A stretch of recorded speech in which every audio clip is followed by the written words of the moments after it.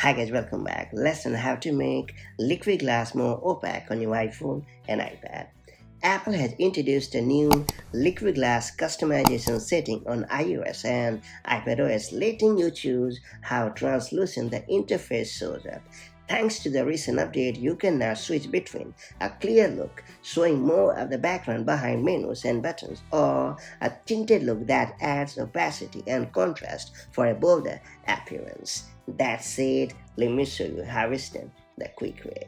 So first we have to launch the settings app on your iPhone or iPad. And then we have to choose the display and brightness option. Then you have to select liquid glass option, and finally select the tinted option, and you are all set.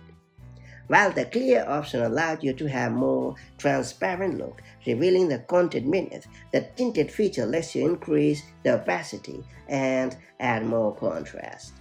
It's worth pointing out that if the setting is grayed out, make sure that the reduce transparency and increase contrast features are disabled on your device. Simply head over to the Settings app and then choose Accessibility. After that, select Display and Text Size option. And then we have to make sure that the toggles for reduce transparency and increase contrast are disabled. And that's pretty much it. So that's how you can easily make liquid glass more opaque on iOS and iPadOS. Now that you have unlocked this super handy feature, make the most of it as and when the need arrives. And I'll catch you up in the next one.